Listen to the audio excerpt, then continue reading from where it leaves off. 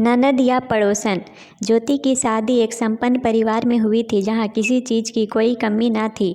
कमी थी तो बस संस्कार की। सासू माँ ने अपने तीनों बेटों को सब कुछ सिखाया था। नहीं सिखाया था तो औरतों की इज्जत करना, अपनी माँ बहन की इज्जत करना तो सिखाया था, पर दूसरे घर की बेटी की क्या कदर होनी चाहिए वह नहीं सिखाया था।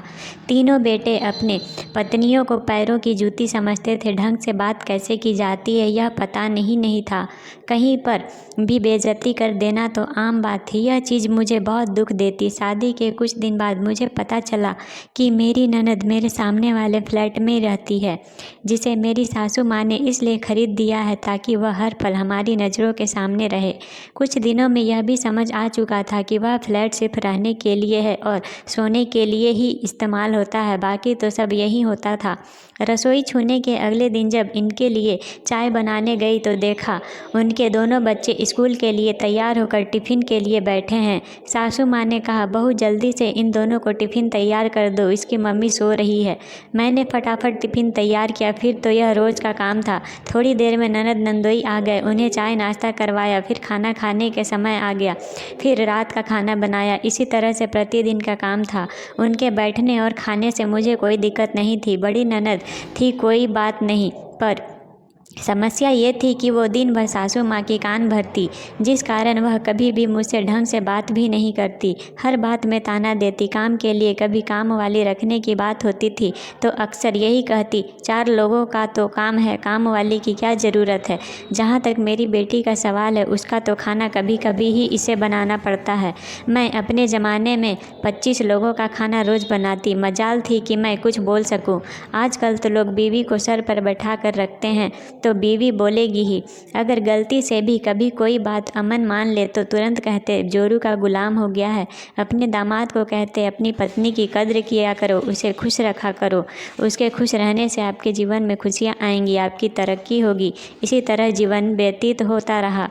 सर्दी में कहती, सर्दी बहुत है, 4 रोटी ज़्यादा बना देना, खाना दे आएंगे। गर्मी में गर्मी बहुत है, गर्मी में काम करने का मन नहीं करता है, खाना बना देना, आकर खा लेंगे। पति से सम्मान ना मिलने के कारण मैं जी तो रही थी पर घुटन सी होती थी। पर मम्मी पापा ने कहा था कि पति का घर ही तुम्हारा घर है, हर हाल में निर्वाह करना है, सो निर्वाह कर रही थी। जब कभी मायके वालों के सामने अमन मुझे डांट देते, बेइज्जती कर देते तो काफ़ी दिल दुखता।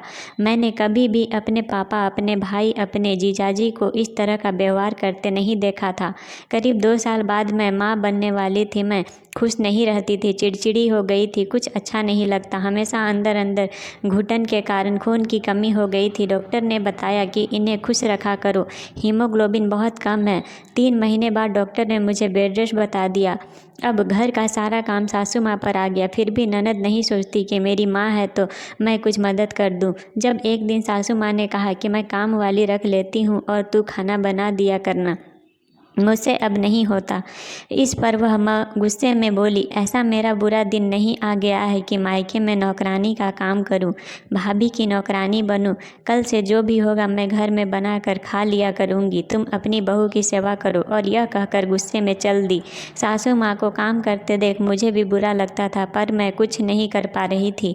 जब भी कुछ सासू माँ या बहन के लिए मैं बोलती तो कहते, वह बड़ी बहन है और बड़ी बहन और माँ तो भगवान का रूप होती है, उनके लिए कोई शिकायत मुझसे कभी नहीं करना।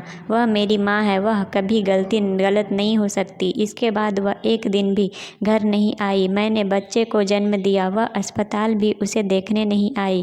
बच्ची को लेकर जब मैं घर आ गई तब भी वह देखने नहीं आई। करीब 1.25 माह के बाद बच्चे का नामकरण किया गया तो सासू माँ ने कहा, वह बड़ी है, जाकर ननद से माफ़ी मांग कर उसे मना कर ले आओ। मैंने कहा, किस बात की माफ़ी मैं मांगूँ, मैंने तो कुछ कहा ही नहीं था। इस पर पतिदेव बोले, मम्मी ने तुम्हारे कारण ही तो काम करने के लिए कहा था। अगर तुम अपना ध्यान रखती तो बेड रेस्ट डॉक्टर कहता ही नहीं, यह सब होता ही नहीं। सारे फसाद की जड़ तुम ही हो। अब चुपचाप चलो और दीदी को मना कर घर ले आते हैं। मैंने भी सोचा कुछ बोलने से यहाँ पर फ़ायदा तो है नहीं, चलो चलती हूँ, माफ़ी मांग लेती हूँ। दीदी घर चलिए, जो हुआ उसे भूल जाइए और हमें माफ़ कर दीजिए। इतना कहते ही वह मुस्कुराई। मुझे ऐसा लग रहा था जैसे वह कह रही हूँ मैं जीत गई। इसके बाद सबको पता था कि अब मैं घर का काम करने के लिए तैयार हो गई हूँ, तो उनका अपना आना जाना फिर से पहले जैसा शुरू हो गया था। एक दिन जब बेटी की वैक्सीनेशन करवा कर घर लौटी तो पता चला कि मेरी बड़ी ननद सासू माँ से कह रही थी, आजकल ज्योति का व्यवहार बदला बदला सा लगता है। अमन के डर से कुछ नहीं बोलती है, पर मुझे ऐसा लगता है, जब तुम ही बताओ माँ, मैं अगर खाती हूँ तो अपने माँ बाप का, अपने भाई का, उसके बाप का तो नहीं खाती। फिर वह ऐसा क्यों करती है जैसे मुझ पर बहुत बड़ा एहसान कर रही हो। बड़ी ननद जैसी इज्जत भी नहीं देती।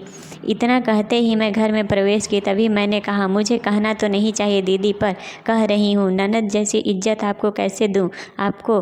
आप ननद तो रही नहीं, पड़ोसन बन गई हैं। फ़र्क तो पड़ेगा ही। जहाँ तक खाना खाने की बात है, सही कहा आपने, आप अपने भाई बाप का ही खाती है, मेरा नहीं। पर वह मेरे पति भी हैं और मेरे भी ससुर हैं। जिस समय मुझे आपकी ज़रूरत थी, आपने उस समय ध्यान नहीं दिया। उससे मेरी नज़रों में आपकी इज्जत कम हो गई। अगर उस समय आप उस घर को थाम लेती तो ऐसा महसूस होता कि हम सब की बड़ी बहन हमारे पास रहती है, जो हमारी हर पल मदद करेगी, हमारा साथ देगी। सब बातें आप इन्हें बता भी देंगी तो मुझे डर नहीं, क्योंकि क्या होगा, वह मेरी बेइज्जती करेंगे भी, करते हैं, आज भी करेंगे।